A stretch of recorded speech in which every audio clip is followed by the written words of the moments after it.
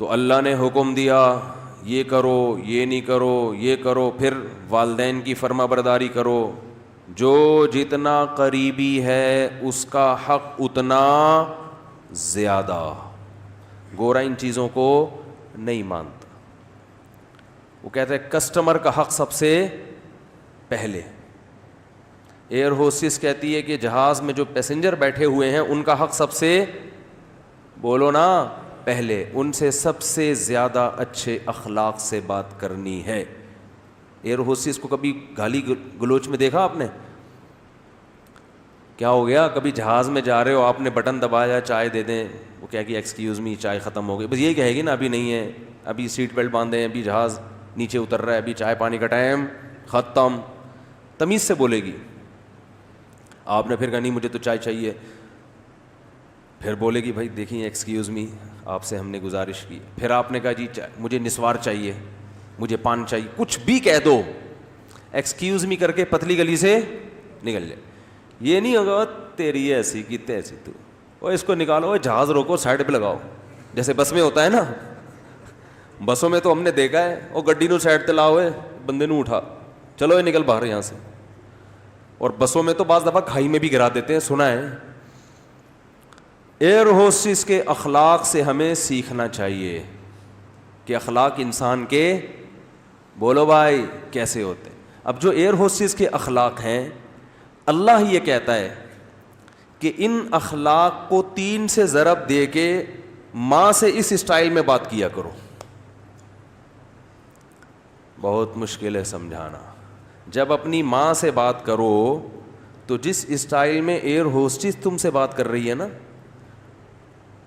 اس style کو 3 گنا، بولو، بڑھا دو. اس میں 3 چمچ چینی کے اور ڈال دو. جتنی شکر اس نے اپنی زبان میں ڈالی ہے آپ سے بات کرنے کے لیے، اس شکر میں 3 چمچ اور ملا دو. ہو رہا ہے اس پہ عمل؟ بولو نا بھائی. رسول اللہ صلی اللہ علیہ وسلم سے صحابی نے پوچھا یا رسول اللہ من احق الناس بحسن خلقی. تو یہاں بھی دیکھو حسن کا لفظ ہے، احسان سے نکلا ہے، یہ بلکہ احسان حسن سے نکلا ہے. تو صحابی یہاں یہ نہیں پوچھ رہے کہ یا رسول اللہ میرے اچھے اخلاق کا سب سے زیادہ مستحق کون ہے، یہ سوال نہیں ہے. یا میں کس سے ٹھیک طریقے سے بات کروں، ٹھیک کا لفظ بھی نہیں ہے، گڈ کا لفظ بھی نہیں ہے. یار ایک مجھے بات بتاؤ، ایک کوئی مفتی صاحب کے پاس آئے، مسئلہ پوچھے، مفتی صاحب میں نے سنا ہے کہ اللہ نے حکم دیا کہ لوگوں سے صحیح بات کیا کرو، بدتمیزی سے پیش نہیں آیا کرو، تو میں ٹھیک طریقے سے بات کس سے کیا کروں، سب سے پہلے کس سے؟ تو ہم بتا دیں گے بھائی سب سے پہلے ماں ہے، پھر باپ ہے، پھر باقی لوگ ہیں، یہی بتائیں گے نا. ہمارا اسٹائل کیا ہوگا؟ یہ ہوگا. لیکن صحابی نے یہ سوال نہیں پوچھا کہ میں ٹھیک طریقے سے کس سے بات کیا کروں، سب سے پہلے اس کا مستحق کون ہے. نا نا نا، انہوں نے یہ بھی نہیں پوچھا یا رسول اللہ بہتر طریقے سے میں کس سے بات کیا کروں، اس میں سب سے زیادہ مستحق کون ہے، کس کا رائٹ ہے سب سے زیادہ کہ میں اس سے بہتر انداز میں بات کروں. نا نا نا نا نا نا نا، آپ نے فرمایا من احق الناس بحسنی، حسن کا لفظ، میرے اخلاق میں جو ایکسیلنسی پیدا ہوگی اس ایکسیلنسی کا سب سے زیادہ مستحق کون ہے. بات آ رہی ہے سمجھ میں کہ نہیں آ رہی ہے؟ یعنی آج کے زمانے میں جو اسٹائل ایئر ہوسٹس کا ہوتا ہے شاید ہم اس کو ایکسیلنٹ کہہ سکتے ہیں اس کو،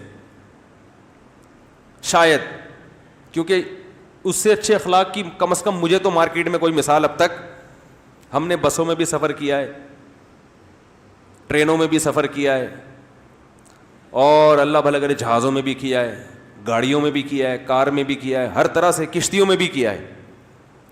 تو جو عملہ سب سے اچھا اخلاق والا ہمیں ملتا ہے وہ کہاں ملتا ہے؟ بولو نا، جہاز میں. اور سب سے زیادہ بدتمیز عملہ کہاں ملتا ہے؟ بسوں میں. پیشاب کے لیے گاڑی رکوا لو، پیشاب رک جاتا ہے آدمی کا ٹینشن سے، وہ اتنی ہارن بجا رہا تھا، پاؤں پاؤں بجا رہا ہوتا، بیٹھ بھائی. نماز کے لیے رکوا لو، سب ایک جیسے نہیں ہوتے. نماز کے لیے بعض دفعہ روکنا مشکل ہو جاتا ہے, نماز ہی نہیں پڑھنے دے رہے ہوتے, تو پھر اپنی عزت اسی میں ہے کہ آپ ڈرائیور سے تمیز سے بات کریں. W11 میں سفر کرو, کنڈکٹر کو دیکھا ایکسکیوز می پلیز تھوڑا سا کرایہ دے دیں آپ, کبھی دیکھا آپ نے کنڈکٹر کو W11 میں؟ ہے بھائی, گھسیڑتا رہے گا بندے. اخلاق دیکھو, جگہ نہیں ہے بھائی, پاؤں بس پوری یوں ہوئی ہوئی ہے, اس کی الائنمنٹ کی ایسی کی, میں نے کہا نا کام کا بیڑا غرق, ایک کام کا طریقہ یہ بھی ہوتا ہے, بس کا بیڑا غرق کر دیا. وہ یوں جھکی ہوئی ہے پوری ادھر کو, آدھی پبلک چھت پہ بیٹھی ہوئی لٹک رہے ہیں, کھڑکیوں سے بندے گر رہے ہیں, مگر کنڈکٹر گھسے گا, ایک سے بھی ایکسکیوز, اتنی ٹینشن دے کے بھی ایکسکیوز نہیں کرتا. حالانکہ تمہیں تو 2 رکعت نفل توبہ کے پڑھنے چاہیے لانڈھی پہنچنے کے بعد نا, تمہیں تو یا اللہ میں نے جو مسافروں کو جو غم دیا, میں نے جو دکھ دیا, میں اس پہ تجھ سے معافی مانگتا ہوں. کیسے دھکا دے رہا ہوگا, اور بھائی ادھر سے, اور حیرت کی بات ہے ادھر سے گھستا ہے اور اگلے گیٹ سے نکل آتا ہے, جگہ ہے نہیں, سب سے کرایہ لے, اس کی جیب کبھی نہیں کٹتی, سب کی کٹ جاتی ہے حالانکہ سب سے زیادہ پیسے اس کے پاس ہوتے ہیں. تو بزنس, یہ جیب کتروں کا بزنس بھی سائڈ میں چل رہا ہے ان کا, اس پہ بھی کمیشن, سب کی بات نہیں جو میرا بیان سن رہے ہیں ان کے علاوہ. تو میری جہاں تک جو میں نے دیکھا ہے, سب سے اچھے اخلاق جہاز کے عملے کے ہوتے ہیں. تو ہم اس کو آج کے دور سے کہہ سکتے ہیں کہ وہ ایکسیلنٹ ہوتے ہیں. وہ الگ بات ہے وہ ان کی نیت کیا ہے, لیکن ظاہری لحاظ سے بہرحال بہت اچھے اخلاق ہوتے ہیں. تو اب ہم مثال, ہمارے پاس ایئر ہوسٹس کے علاوہ کوئی مارکیٹ میں اتنے اچھے اخلاق کی ملتی نہیں ہے سفر کے دوران. تو دنیا بھی ایک مسافر خانہ ہے. تو اب حدیث کا مطلب کیا ہوا, صحابی نے پوچھا یا رسول اللہ, میں اپنے اخلاق میں جو ایکسیلنسی پیدا کروں تو اس ایکسیلنسی کا سب سے زیادہ مستحق کون ہے, یعنی سب سے زیادہ میٹھے انداز سے بات میں کس سے کروں. آپ یوں بھی کہہ سکتے ہیں آج کی زبان میں, جب میں بات کسی سے کروں تو اس میں شکر گھولوں میں, تو سب سے زیادہ چینی اور سب سے زیادہ شکر کس سے بات کرتے ہوئے اپنے کلام میں گھولوں. بات آ رہی ہے سمجھ میں؟ آپ صلی اللہ علیہ وسلم نے فرمایا, امک, پوری کائنات میں سب سے میٹھے انداز سے اگر تم نے بات کرنی ہے تو سب سے زیادہ رائٹ یہ کس کا ہے, تمہاری, بولو نا, ماں کا.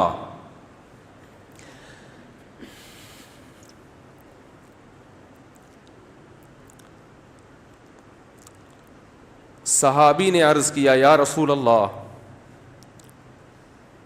کیا انداز ہے. فرمایا ثم من, ثم کا مطلب ہوتا ہے اس کے بعد, ثم من, یا رسول اللہ ماں کے بعد دوسرے نمبر پر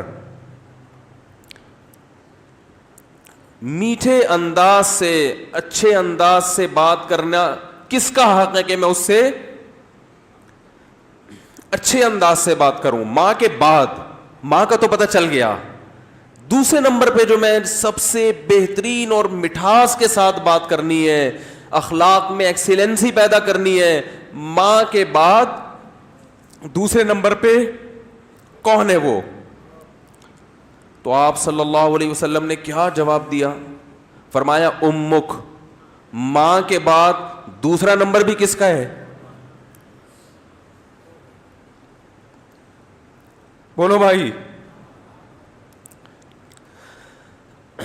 کیا عجیب انداز ہے. حالانکہ یہ عام عرف کے مطابق جواب سوال کے مطابق, بولو بھائی, نہیں ہے. مجھ سے اگر کوئی پوچھے کہ سب سے بڑا حق کس کا, میں کہوں ماں کا, وہ کہ اس کے بعد کس کا, تو میں کہوں ماں کا, وہ کہے گا میں اس کے بعد کا پوچھ رہا ہوں, اس کا تھوڑی پوچھ رہا ہوں. تو یہ سرسری نگاہ سے دیکھا جائے تو یہ بلاغت والا کلام نہیں ہے, یہ غلط کلام ہے اگر سرسری نگاہ سے دیکھا جائے,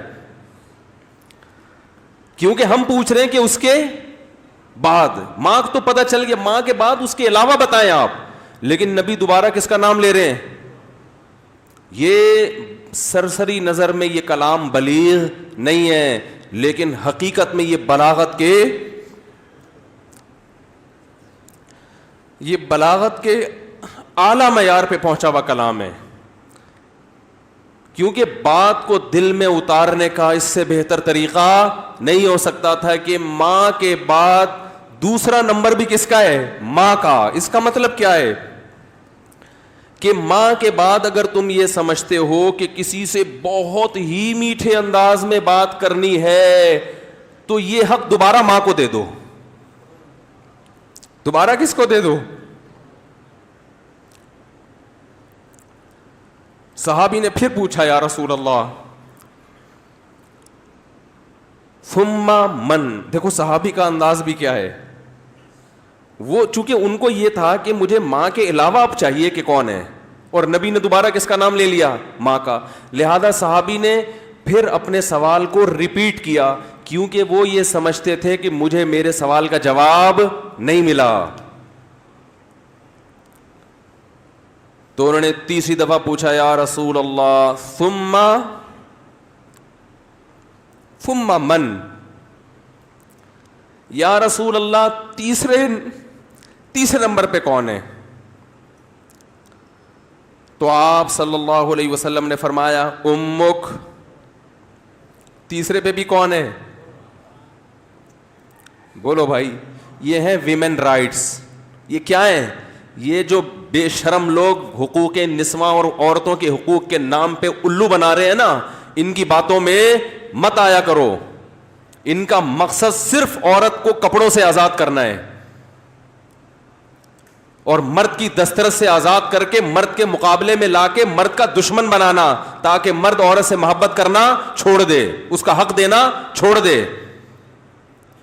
تمہیں اسلام نے عورت کے جو حقوق بیان کیے ہیں, اس کے بعد ہمیں کسی اور سے عورت کے حقوق کو سمجھنے کی ضرورت نہیں ہے. ہمیں کسی لبرل سے, کسی حکومت سے, کسی ویمن رائٹ سے, کسی سے ہمیں سمجھنے کی ضرورت نہیں ہے.